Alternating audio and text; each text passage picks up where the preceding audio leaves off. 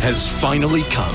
They've made their case. We will make America great again. We're going to prove to the world we are stronger together. So who will be your next president? Right now, live from Times Square, the crossroads of America, with our country at the crossroads. This is ABC Election Night 2016. Now reporting from ABC News Election Headquarters, George Stephanopoulos. And welcome back to Election Night 2016, 8 p.m. here in the East. And the polls have just closed in 16 states, plus the District of Columbia. Let's take a look at where things stand. Right now, you see there's 68 electoral votes for Hillary Clinton, 37 for Donald Trump. The magic number is 270. Here are the states that have closed. We can say now that Hillary Clinton has won the big state of Illinois. Of course, she was born in the state of Illinois. That is her home state. She is the winner there. Democrat has won by double digits in the past 6 presidential elections. Hillary Clinton wins the state of Illinois. Hillary Clinton also wins the state of New Jersey. That is a state that has not voted Republican since 1988 for George H.W. Bush, a state also, one of the states where Donald Trump has a home in Bedminster, New Jersey, but that one has gone to Hillary Clinton. Hillary Clinton also wins the true blue state of Massachusetts. Right there, it's 11 electoral votes, has voted Democrat in the last 7 elections, last voted Republican in 1984. Of course, also the home of Senator Elizabeth Warren, one of Hillary Clinton's allies, perhaps Donald Trump's most determined foe on Twitter. Hillary Clinton wins the state of Massachusetts and the state of Maryland, and it's 10 electoral votes. Hillary Clinton wins that as well. Mayor Stephanie Rawlings Blake, I see you cheering right there, the Democratic mayor of Baltimore. You also have a new senator.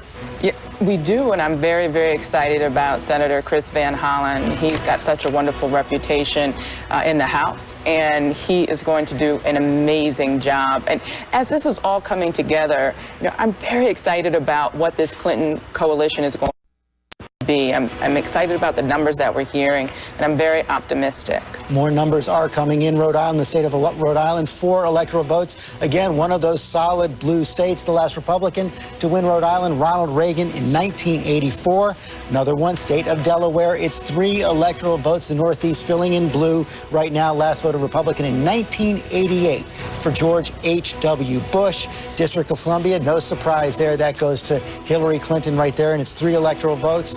And now one for Donald Trump, the state of Mississippi, and it's 6 electoral votes. Jimmy Carter, the last Democrat to win that in 1976. Donald Trump campaigned in Mississippi. He wins that state. And the state of Oklahoma, 7 electoral votes. Voted Republican in every presidential election since 1968.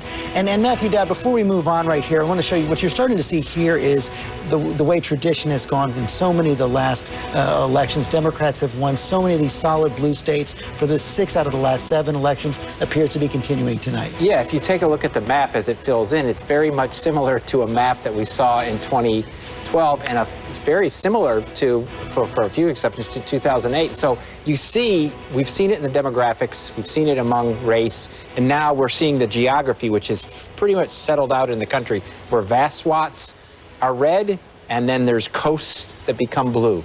Okay, let's put up the map again one more time. We see where the scoreboard stands right now. 68 electoral votes for Hillary Clinton, 37 electoral votes for Donald Trump so far. A lot of states coming in right now that we don't have enough votes to project yet, including the state of Connecticut, and it's 7 electoral votes. The last one Republican in 1988 for George H.W. Bush. Of course, that was his home state. Hillary Clinton and Donald Trump both won their primaries in April. We cannot call that one yet. Tennessee, the state of Tennessee, not enough data in yet on the state of Tennessee, and it's 11 electoral votes. Hasn't voted Democrat since 1996. Even Al Gore, when he ran in 2000, could not win his home state for the Democrats. We don't have enough data. This is a little bit of a surprise to me. Maybe the vote is just coming in slow, but the state of Alabama, and it's 9 electoral votes. Not enough data to project there yet. Not enough data to project in the state of Maine either. It's 4 electoral votes. And John Carl, while we're on the state of Maine, might as well stop right there because there's a little twist in Maine, one of 2 states where they split the electoral votes. That's right. So the 2nd Congressional District of Maine is way up north. They say the people up there speak with Canadian accents, but they vote a little bit more like they're from Alabama. So it's more conservative, and it's a part of the state that the Trump team has put a lot of effort in, because one of their paths to 270 electoral votes gets them to exactly 270 electoral votes, and they have to take that Maine includes that one congressional district. Okay, state of Missouri right now, 10 electoral votes. State has gone blue only twice in the last 4 decades, both times for Bill Clinton, 1992 and 19 1496. Not enough information in to project on that one yet. Also an important Senate race being held there as well. So we're going to be spending time looking at Missouri later in the evening. But these are the states we're paying most attention to tonight. These battleground states, these 12 battleground states. And the biggest one of them all, the polls have closed now in the state of Florida. And that is the big one. Jonathan Carl, 29 electoral votes. And not only are the polls closed, so much of the vote is coming in. So let's take another look at what exactly we're seeing in that vote right now. Well, if you take a deep dive into Florida, first of all, as I'm saying, it's been going back and forth. Right now, Clinton with a slight lead. But if you take a look at the counties, again, it all comes down to some of these bellwether counties. Down here, Miami-Dade is overwhelmingly Hispanic and overwhelmingly Democratic. And if we take a look at where Miami-Dade is going, Hillary Clinton has a big lead there. A 30-point lead is actually a bigger lead than Barack Obama had in 2012, and there still is a significant amount of vote yet to be counted in Miami-Dade. That's going to be overwhelmingly Hillary Clinton. But if you go up here to the Panhandle, George, this is, excuse me, if you go up to the Panhandle, this is a part of Florida that is overwhelmingly Republican, and we see very little vote has been counted up there. So there will be some more Donald Trump vote. One other county to mention is Duval County. This is up by Jacksonville. This is a part of the state that Mitt Romney won by 3 points. And if you look at right now, we have a slight lead for Donald Trump. So I think Florida's going to be close, but the trends seem to be moving towards Hillary. Let's stay on Florida, because there's probably no more important state early on in this evening. David Muir, what do you got in the exit polls there? Of course, the Clinton campaign wants Florida to lights out for the night, right? But, John, you were talking about Miami-Dade. There's been so much talk about the early vote setting records, perhaps, with the Hispanic vote. Take a look, if you dive in, at the racial makeup of the voters so far in Florida. Hispanic Latino voters making up 18%. This preliminary data the exit poll showing us, but that's just ticking up 1 percentage point from 4 years ago. And if you break it down, when did you make up your decision? Many of them, 61%, said much earlier than the most recent weeks. But look at this. This could be interesting as the night plays out. When asked if Trump's treatment of women bothers you after the audio released from that bus, 68% of Florida voters saying so far that bothered them a lot as they headed into the polls. No, it's interesting. Martha Raddatz, you spent, as we said, a lot of time on the road, and a lot of the voters you talked to said it wasn't making that much of a difference to them.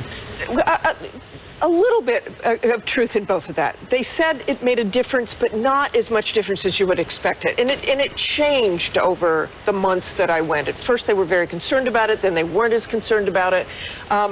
So they went either way. It didn't seem like as big a deal as we're hearing about tonight. And I think it was very different in different states. Again, if you go to the rural areas, they knew everything about it. They knew every little change in whether or not her emails were up or down. Okay, let's go back to Paula Ferris now. She's at the University of Miami. What's happening there right now? What are you feeling?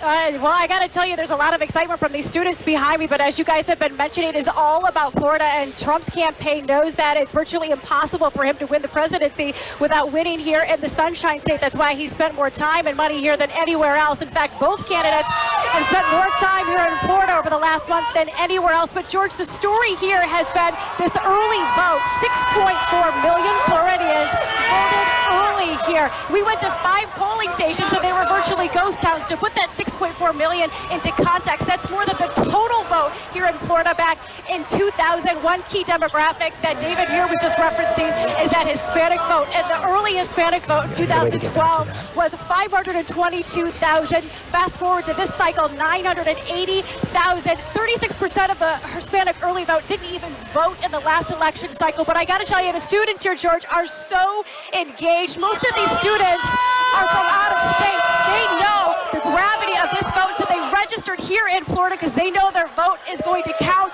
One of the students said, quote, "I'm so nervous I might pass out." But George, they want to say one thing to you. You have a lot of fans here on the campus of University of Miami, George. That is good to hear. I will take that. Okay, thanks very much. Let's stick on this for another minute. I want to bring in Tom and Cecilia right on this right now, because one of the things we're seeing here, especially with this focus on the Latino vote and the early vote, is the difference in the ground games between the Clinton organization and the Trump organization. Yeah, they both call this a must-win state, and Hillary Clinton has spent a lot of time in Florida. In fact, one of the things that we've seen over her out of her campaign over the last few months is this coalition of big-name celebrity surrogates, and she had this huge rally down there with Jennifer Lopez and Latino stars. And really, she's trying to galvanize the Latino community down in Florida. To her, that's the ticket. But, you know, Donald Trump says he spends half of his time in Florida. That's his second home. Hillary Clinton's trying to get in on some of that ground. And Tom Yamas, he did very well there in the primaries. That's right. He won 66 of the 67 counties in Florida. The only county that he lost, though, Miami-Dade. I can't tell you enough how important Florida is for the Donald Trump campaign. It's part of their core four. It's where he spent the most money. It's where he had the most visits since he locked up the nomination. But look at the ad spending. The Clinton team, $92 million to $41 million for Donald Trump. Now, Kellyanne Conway has told me there is one path to the nomination for them without Florida, but many people believe you're entering Don Quixote territory and you're chasing windmills at that point. And we've got another big announcement out of the state of Florida right now. Marco Rubio, of course, he was running for president earlier in the year, decided to go back into the Senate race. He will come back as a senator. He has won that race right there, 51 to 46 right now over Patrick Murphy. And John Carl, we're seeing a real gap here between Marco Rubio and Donald Trump. Yeah, in Miami-Dade, it's over 10 points. Statewide, it's about 5 points, 5 to 6 points, depending as it goes back and forth. Rubio outperforming Donald Trump. It's a little sweet revenge. Rubio's presidential campaign died in Florida when he got destroyed by Donald Trump. He said he was never going to run for Senate again. He finally decided to change his mind to run. And then he had to answer for everything he had said about Trump during the primaries. He never lifted his endorsement, George. But he also made it clear he still does not like Donald Trump. Him, but he did vote. He said he voted for Donald Trump. And he endorsed him. Yeah, it's secret ballot. We'll see if it from the debate. But you know, George, he said during the primaries that Donald Trump couldn't be trusted with the nuclear codes. And then during the course of this election, he said, yes, he still believes that, but he still has my endorsement. And I want to bring that to Alex Castellanos, Bill Kristol, and Kristen over here, the Republican strategist right there. Marco Rubio, kind of a case study in the kind of pretzels you could get tied up into when you're an elected official, Republican elected official, dealing with Donald Trump. Called him all kinds of names, a con artist. He just said he could not be trusted with the nuclear codes, yet in the end, he comes around, Alex, and votes for him. Yes, he does, and that was the tightrope I think a lot of Republicans had to walk. But if Marco Rubio is running 5 to 10 points ahead of Donald Trump, I'm demanding a recount. Those are not good signs early for Donald Trump in Florida. You know, Trump has been appealing to a different voter than Rubio. Rubio's about the future. Donald Trump is appealing to the Republican Party's Budweiser voter, older, whiter, less educated, likely to get a college education. Rubio is a very different candidate, and you can see a different Republican Party that may be younger, more optimistic, is doing a little better in Florida tonight. And Bill, you saw the real split here between former Republican officials and current office holders. You had the former president saying, I'm not voting for Donald Trump. Most of the elected officials came around finally, maybe holding their nose to saying, I'm going to vote for him. There's a lot of pressure on them if they're on the ballot in particular, and that was true of Rubio and Toomey in Pennsylvania. But, you know, the secret ballot, George, was a wonderful thing. I worked for Pat Moynihan in the summer of '76, ages ago, in the Democratic primary, which he won, and then the general election, Jimmy Carter and Gerald Ford were on the ballot, and he was the Democratic candidate for Senate in New York. And he very much respected Gerald Ford, who had made him UN ambassador. He thought he was a very fine man. I don't think he had a very high view of Carter. And I asked Pat Moynihan, Pat, did you really vote for Carter over Ford? And Moynihan gave me a long lecture on the history of the secret ballot and how important a thing that is in the Anglo-American tradition. So I wonder about Paul Ryan, Marco Rubio, all these people who they really voted for. Exactly. Tom Yamas, you wanted in on this? Well, I just want to say we have some news coming in. For the first time tonight, we are hearing frustration from Donald Trump in an interview tonight over the radio on Lindsey Graham not voting for him. Senator Lindsey Graham, he says it's just absolutely insane, and rather than manning up, he goes and he does a thing like that. I think it's terrible. On George W. Bush not voting for him, he says, well, I think it's sad. I think it's sad. Donald Trump can't be surprised. He put Lindsey Graham's cell phone number out in front of a microphone, and the entire America had it. And with George W. Bush, he savaged him on the war in Iraq, and he destroyed his brother, constantly made fun of his brother and his family. He can't be surprised, but for the first time, George, we are hearing the frustration of what's happening tonight. Okay, got to take another quick break. When we come back, Nate Silver's forecast is changing. We'll have that, plus more states. ABC News live coverage of Election Night 2016 will return in a moment.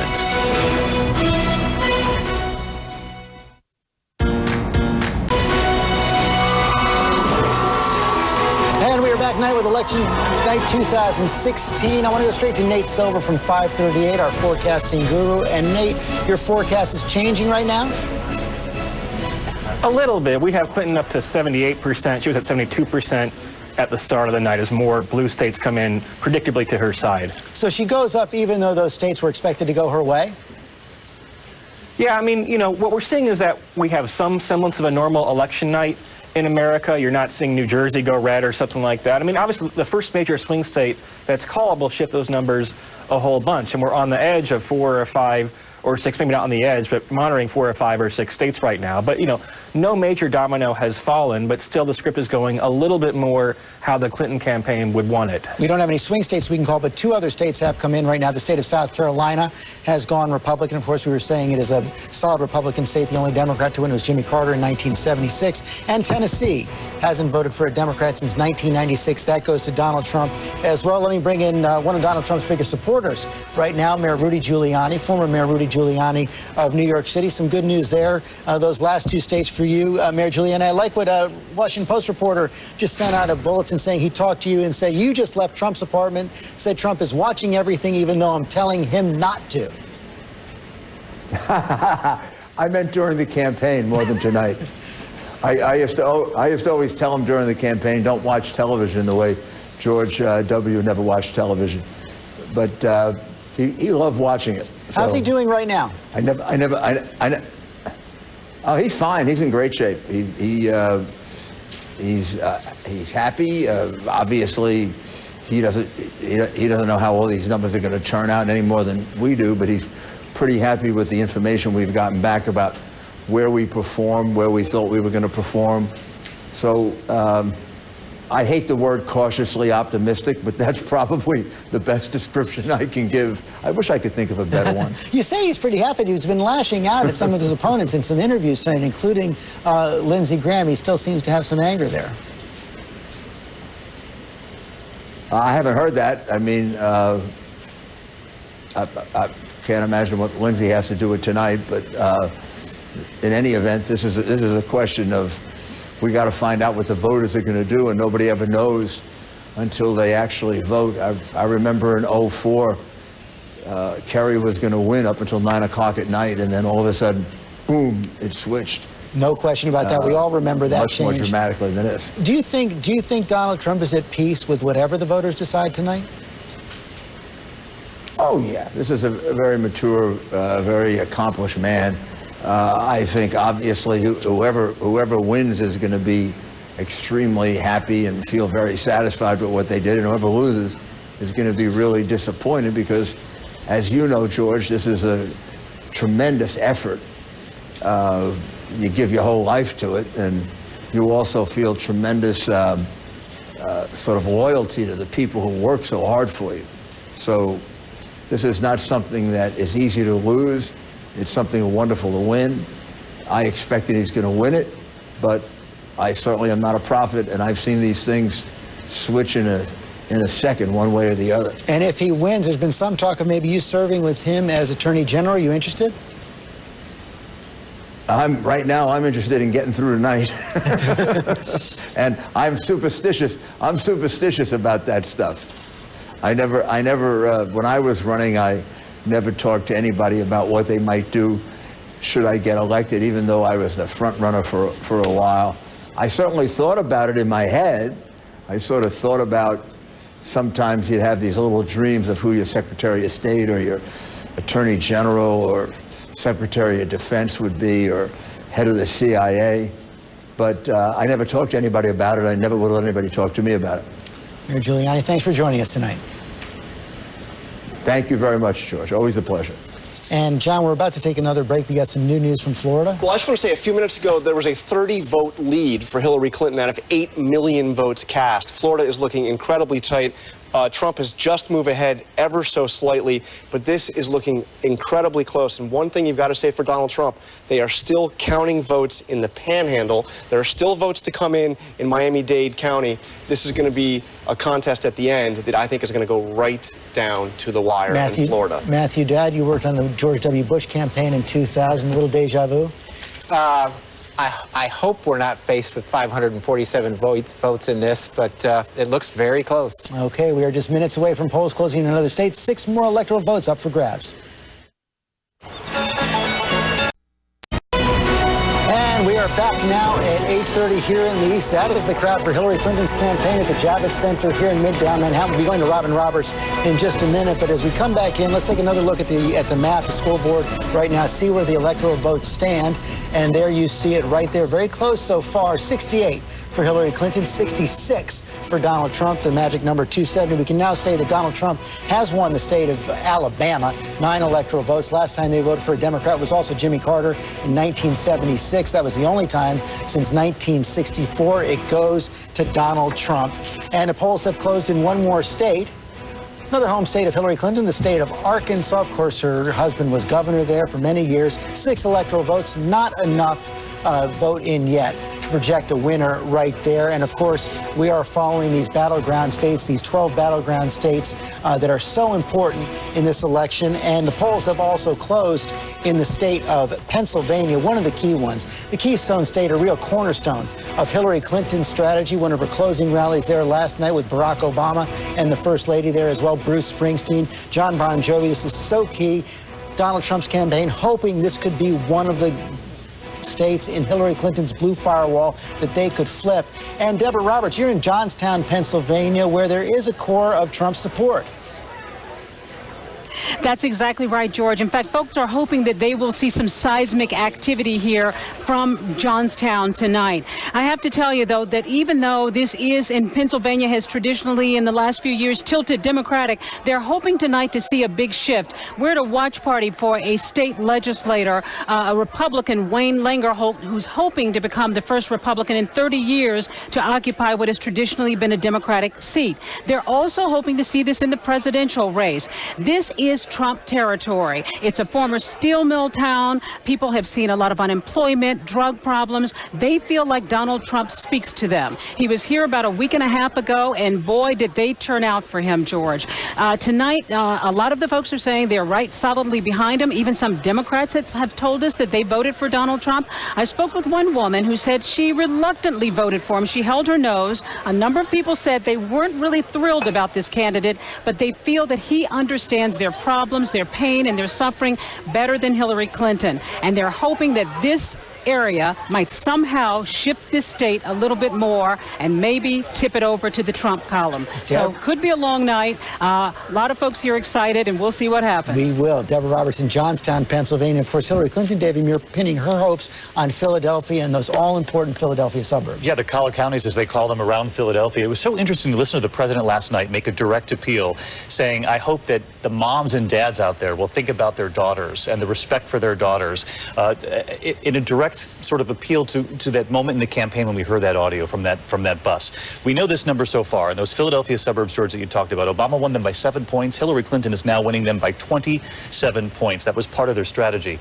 And in the exit polling, if you even look at what the voters said about Trump and what he said about women on that audio tape and some of the other behavior towards women. Take a look at this. 71% of Pennsylvania voters said it bothered them a lot. Only 28% said not at all. So it would appear that at least in those counties around Philadelphia, the strategy's working. And Martha, so you far. spent a lot of time in those counties as well. The Clinton campaign really pitching directly at women there. Directly at women. I have to say, Johnstown, where Deborah Roberts is, that's the only place I ask a voter what they thought of having a female president, and a man told me there is no way a woman could do that job.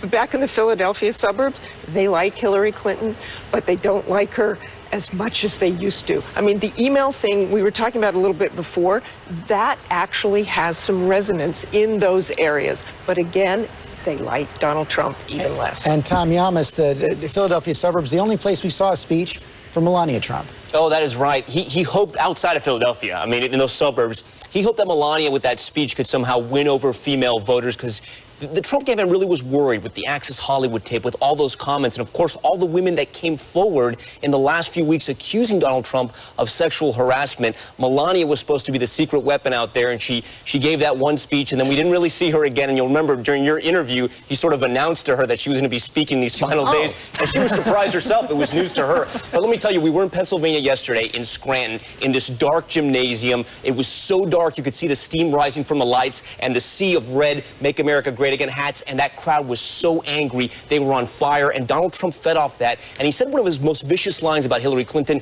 He said, that is the face of failure. That is the face of a failed foreign policy. And that crowd loved it. Okay, I want to get to the next state of New Hampshire in a second, but first of all, we have a Senate race now to call, and we can say that Congressman Todd Young in the state of Indiana, Republican, Congressman Todd Young has defeated Evan Bayh in that state. Evan Bayh, a former two-term senator, former two-term governor, and Stephanie Cutter, Democratic strategist. I want to come to you on this. This is a real blow. It is. The Democrats' hopes to take the Senate. It is. He was getting Senator Bayh back into office was a key part of taking the majority in the Senate for Democrats.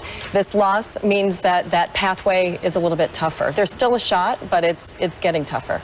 But you know, this is also makes Missouri a race to watch because Absolutely. Blunt is the Evan Bayh of Missouri. He's the insider, the lobbyist. And he's a Republican in Missouri. And he's a Republican, so they could balance each other out. And running against a person who's made, Jason Kander, who's made his name on the national scene over the last several months.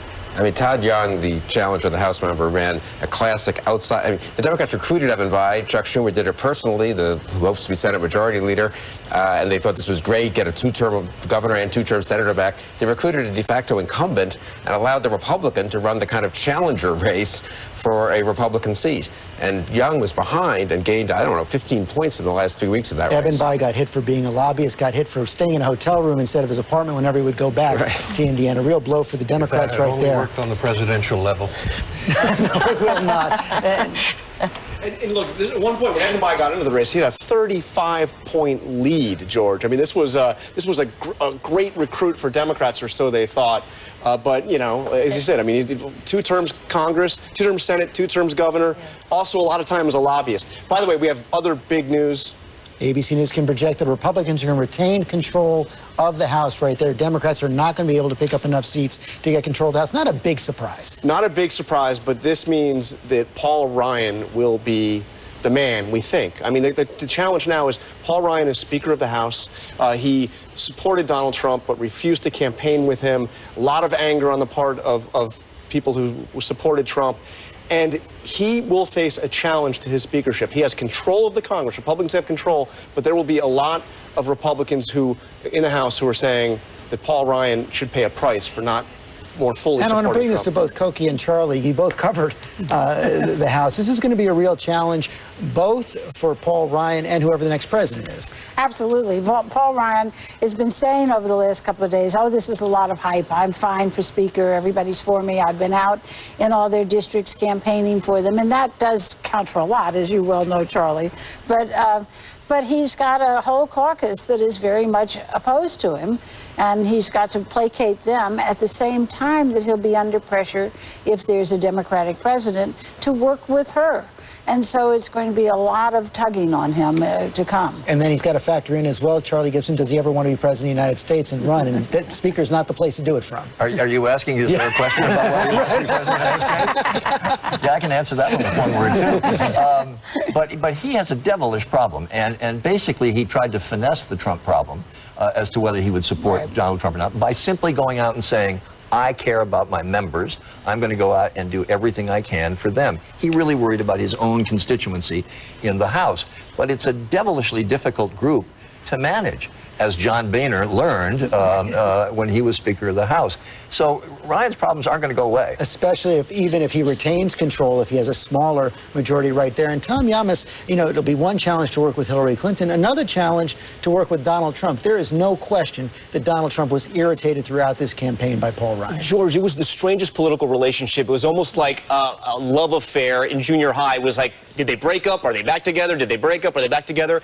2 weeks ago, I interviewed Donald Trump, and I asked him what he thought about Paul Ryan. And he said one of the reasons why he wasn't supporting him was because he thought Paul Ryan wanted to run for president. Republicans were so upset over that. Reince Priebus, who's from Wisconsin, Paul Ryan's state, tried so hard to mend that relationship. And just in the closing days, the Trump campaign deciding to pull out of Wisconsin. They didn't go there in those final days.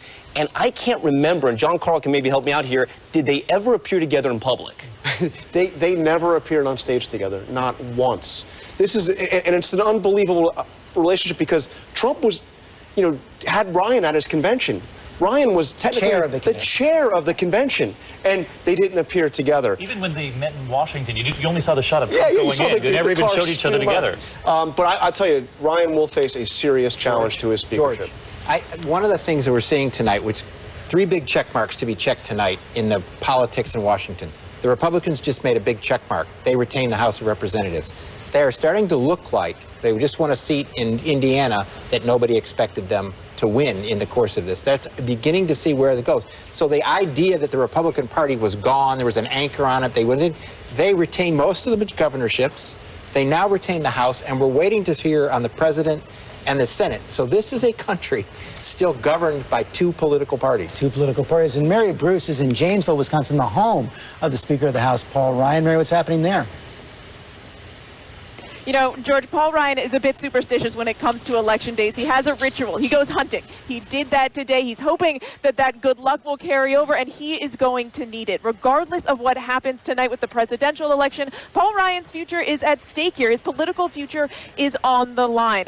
If Donald Trump does not win, if Hillary Clinton does, Paul Ryan could face huge, tremendous challenges regardless. He is going to be the most powerful Republican standing in the House if Hillary Clinton does in fact win. He could be an instant 2020 contender, and that means that he's going to have to find some kind of way to show that Republicans in Congress can get something done while also dealing with a lot of the pushback that he could be getting from members of his own party who could point a finger at him if Donald Trump loses tonight. And I know you'll be covering the House for us, Mary Bruce. Thanks very much. I want to go back to the battleground board right now, and one of the key states right there is the state of New Hampshire. Polls have closed in the state of New Hampshire as well. We don't have enough votes in yet to project a winner right there. But John Carl, this is a small state, only 4 electoral votes, but on this electoral map in this year, it packs a powerful punch. Absolutely. It's another one of those states that's on Donald Trump's path to getting exactly 270 electoral votes. He spent a lot of time there.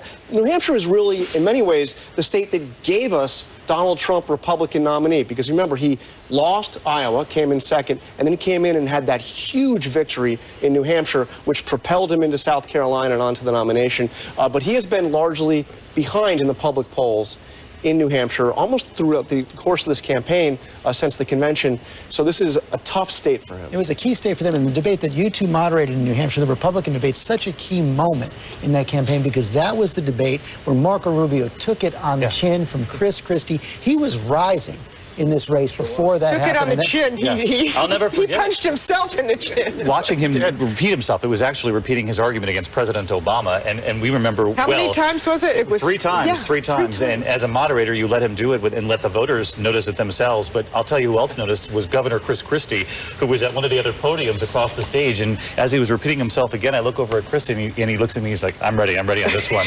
I said, "I'm not in the game with you." He goes again. He brought up Governor Christie's name, so he invoked his name. So we went to the governor next. That was pivotal. The other reason New Hampshire is so important, I want to bring this to Cecilia Vega as well. We say if Hillary Clinton can hold on to the state of New Hampshire, then Donald Trump is almost certainly going to have to flip one of those other big blue states right across the top of the Midwest. Absolutely, and you've seen her concentrate on New Hampshire a lot recently. In fact, she had a rally there not too long ago with Massachusetts Senator Elizabeth Warren. This is Bernie Sanders' backyard. You go back to that primary, that hard-fought primary that she lost in that state, and now she is trying to turn it to her camp. This is one of the states where we saw her reach out to millennial voters, where she really she really struggled with that. So it'll be interesting to see how this works out for her tonight. The Clinton camp is watching the state closely. Meantime, we have some more Senate news right now. It's coming from the state of Illinois, and this is a pickup for the Democrats. Congressman Tammy Duckworth, a veteran has defeated Senator Mark Kirk. He was seeking a second term. You see it right there. Tammy Duckworth, that is a pickup for the Democrats. They need 4 if Hillary Clinton wins the White House to control the Senate, 5 if she doesn't. That is the first pickup there for the Senate Democrats. And Stephanie Cutter, that was one that was long expected. Long expected. She has been running very strong there for some time against Mark Kirk, incumbent senator. And recently, they've had some explosions over racial comments that he's made. So she really tied up the race over the past couple of weeks. The probability of her winning was only going up.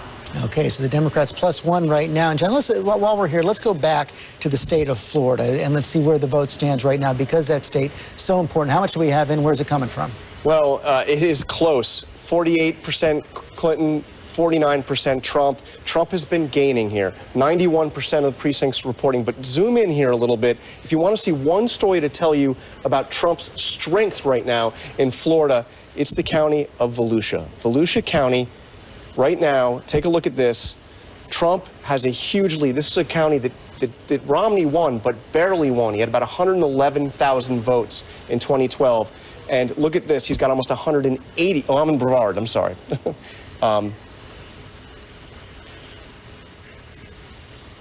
Board. There it is.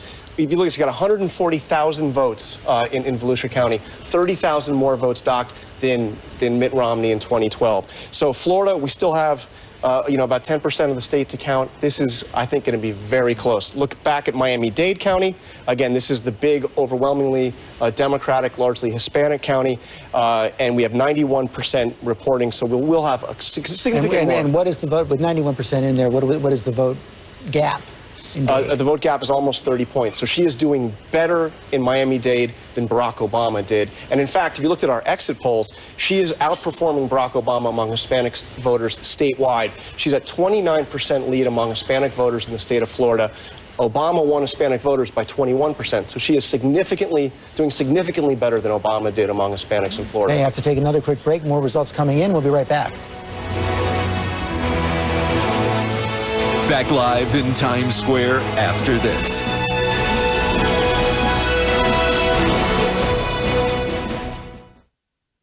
Hi, I'm... Back now, election night 2016. Let's take a look at where things stand. Put up the scoreboard of the electoral votes won by each of the candidates right now. 68 for Hillary Clinton, 66 for Donald Trump. Couldn't be closer right now. Let's take a look also at those battleground states, the 12 battleground states we are following most closely. These are the ones that are going to decide this election. Let's pull up one of the key ones. State of Ohio. John Carl, what are we seeing? Well, this is a battleground that Trump had been winning in virtually every public poll coming into this election. But if you look at this right now, there's only about a third of the state that's been voted, but Hillary Clinton has a narrow lead, and there are signs of trouble for Donald Trump. Take, for instance, Delaware County. Delaware County, which is right above Columbus. This is a county that Mitt Romney won by more than 20 points. And if you look at it right now, Donald Trump has barely a 1-point lead in Delaware County. As you said, only about a third of the vote in. But Matthew Dowd, this is key as well, because as Donald Trump continues to do, hang in there in Florida, maybe ekes out a win in Florida. If Hillary Clinton wins in Ohio, completely cancels it out. Well, yeah, Donald Trump's map has to be Florida and has to be Ohio and has to be North Carolina in this. But as you say, Donald Trump, I mean, what's fascinating to me is that she's running up in their margins into all the places that she needed to in Florida and other places, and he's running up his margins in all the places he needed to. So that's why we're seeing this such a competitive race. Alex Castellanos, you've done a lot of races in Florida. A lot of races, and if you look at the northern counties, non-urban areas, there seems to be a bit of a Trump wave. Those counties are dramatically overperforming for Trump. If that's true in other places like Ohio and North Carolina, we ought to keep an eye on some of these rural counties because they may help balance the scales. So you've got Trump's Kirsten Sanderson, Trump overperforming up in the north, Clinton overperforming down in the south. So then what happens in the I-4 corridor? It's my home county, Orange County. I've been watching. It's a county that Barack Obama won by 19 points last time around with 99% of precincts in. I'm showing Donald Trump losing it by about 24 points. So doing worse in some of these I-4 corridor counties. Now, bear in mind, what's interesting about Orange is that you have a real big influx of folks coming from Puerto Rico. These are folks who are U.S. citizens. They can vote. The Latino population in Florida is not just about the Cuban vote in Miami-Dade. It's becoming more diverse. And this is a big reason why this central Florida may be tougher for Donald Trump this time around. And Bill Crystal, the Cuban vote is also changing in Florida. Right, it is the younger generation. Yes, the younger generation is different from Alex's generation, which is different from Alex's parents' generation.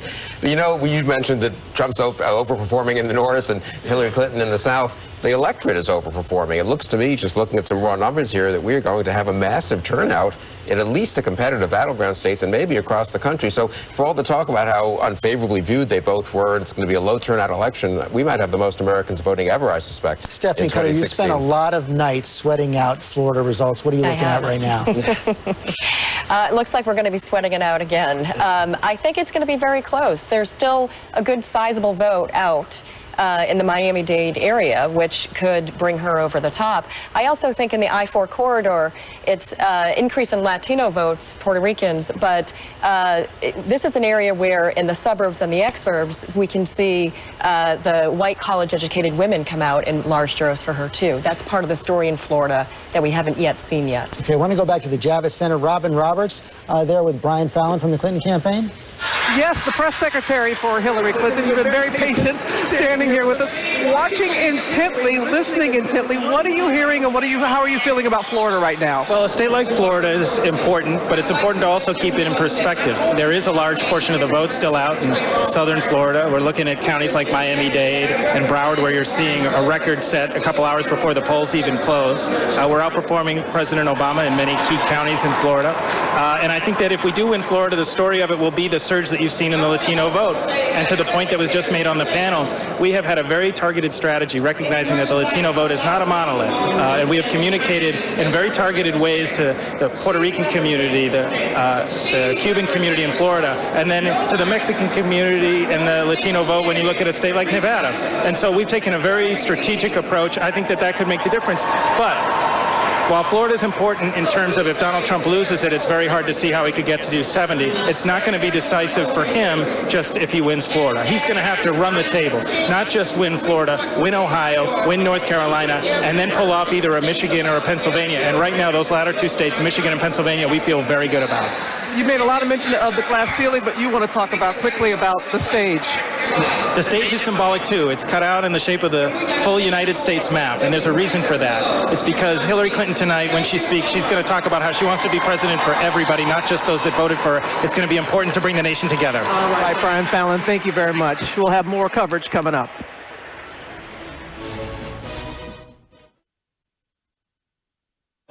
Introducing the new Moto Z Droid with Moto Mods, exclusively on Verizon.